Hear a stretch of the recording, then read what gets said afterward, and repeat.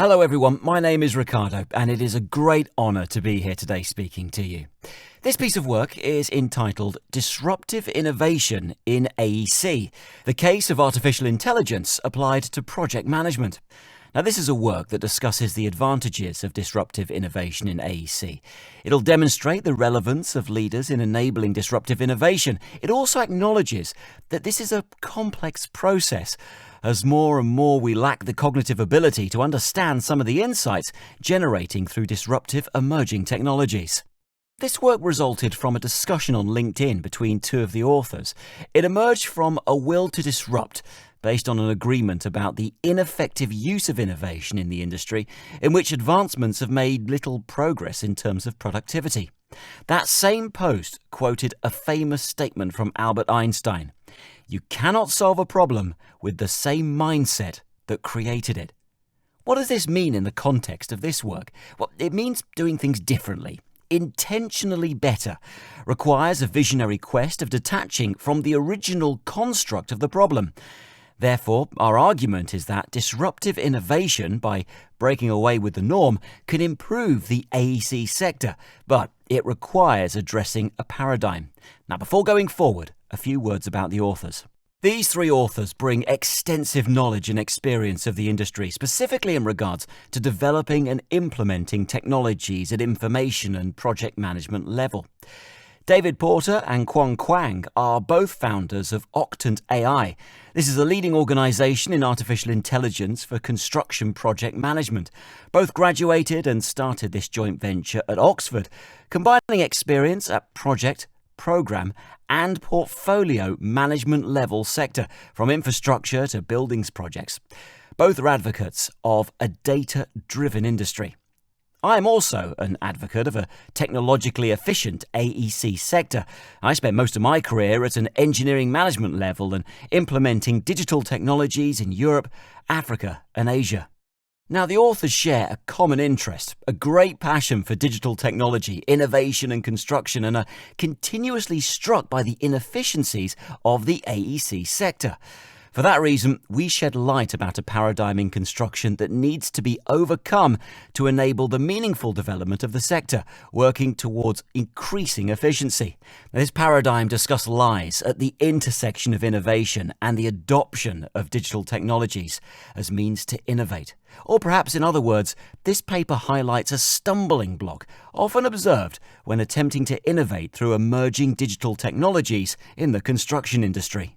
So to engage in this discussion, it matters then to first start discussing innovation.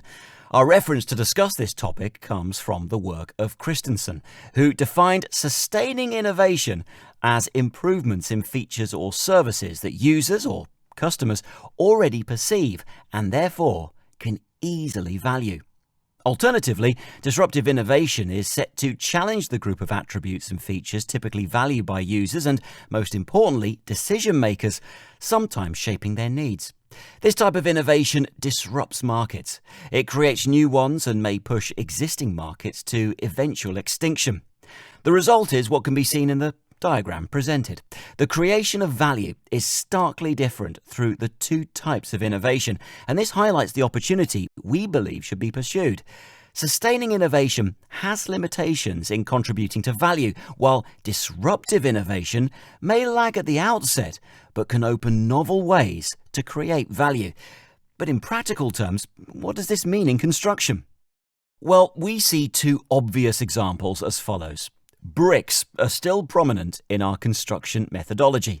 Thousands of years ago, buildings were composed of blocks, the pyramids, Roman bridges, etc. Now, there were obvious reasons for this because of logistics limitations, but in modern times, there are ways to overcome those limitations. The fact is that there is a marginal gain in robotizing the application of bricks. It is certainly faster and potentially cheaper for large quantities, yet the fundamentals of the brick-by-brick wall are not challenged. So, what would it mean rethinking the conceiving and execution process of a wall? An example still not too disruptive in our view can be the application of prefabricated walls or wall panels. The wall is still a wall, but its conception and execution changes significantly and creates opportunity to generate value by doing so. Quality, safety, and time are just a few value drivers reframed in this process. Now, with that being said, we are not concerned with measuring the efficiency of these two discussed innovation types. We're concerned with the paradigm of challenging the mindset of traditional construction, particularly in the space of digital technologies, which hold much of the hope of a postmodern visionary sector. Going deeper into the application of digital technologies, we looked into what defines success in adopting innovation through digital technologies and how that tangibly changes business results. The publication Leading Digital: Turning Technology into Business Transformation by McAfee, Bonnet and Westerman define digital innovation as a function of digital and leadership capabilities.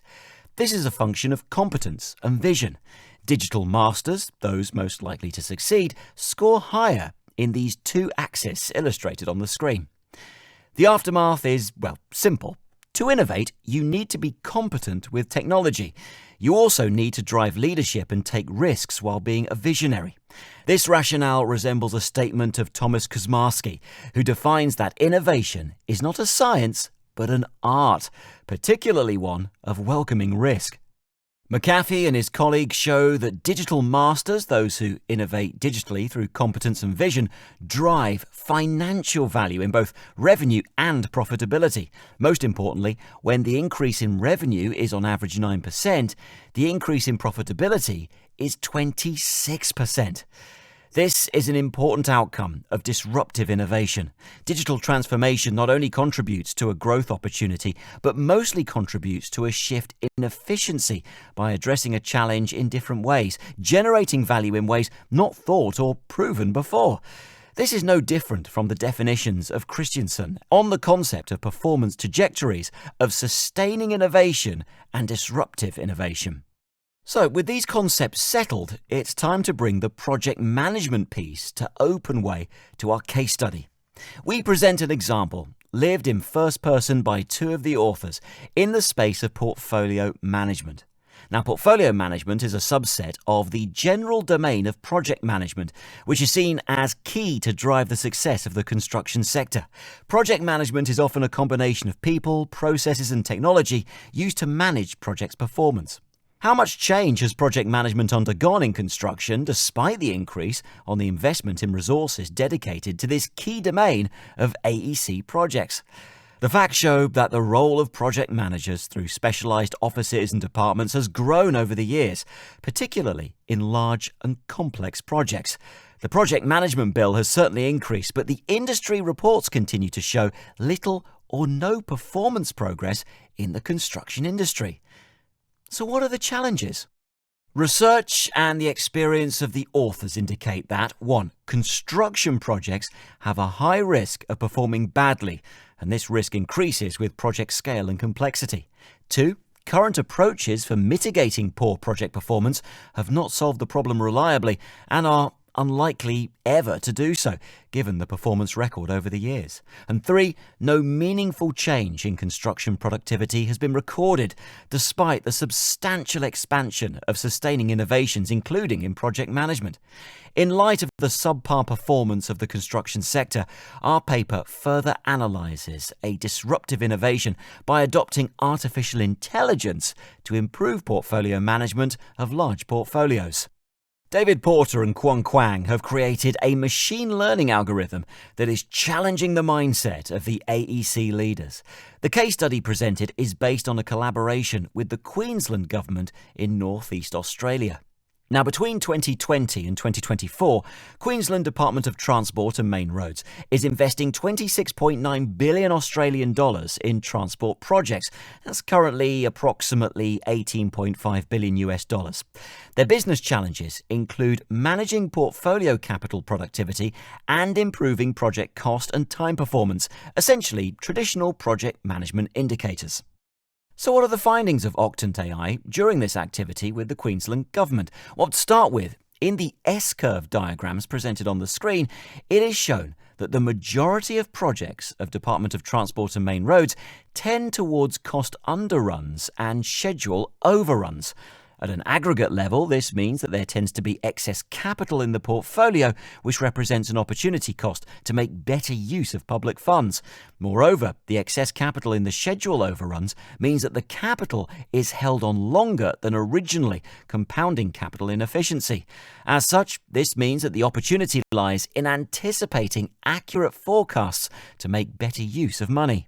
This simple bar chart illustrates the mean absolute error of the total capital forecast through traditional approaches and through Octant AI. Octant AI machine learning techniques are able to predict performance with an error of only 1.4%. That's an 87% increase in accuracy, or alternatively, in reduction of error. This new chart shows the prediction accuracy through the portfolio lifecycle. Now, the graph compares the accuracy of Department of Transport and Main Roads forecasts of total capital in red to Octant AI forecasts in green against the actual portfolio cost to complete in black through time. Queensland Transport and Main Roads Department consistently forecasts cost overruns, whereas Octant AI is 97% accurate to the true cost to complete. At the individual project level, Octant AI facilitates early warning of duration underrun and overrun and cost underruns with higher accuracies. Only the technology for cost overruns lagged when compared to traditional approaches, but those were the exception in the portfolio. Overall, this case study results in the creation of about $150,000 Australian dollars of financial value for the average QTMR project by reducing the incidence of cost and schedule underperformance. These findings bring us two main anchor points to the argument of this work. Firstly, we are dealing with a disruptive approach, challenging decades of institutionalized project management practice. This new approach brings together behavioral sciences and theory of complexity, scientific domains often distant from the AEC sector. Secondly, the results of Octant AI result from relationships that cannot be perceived by human minds, to which, naturally, leaders are averse.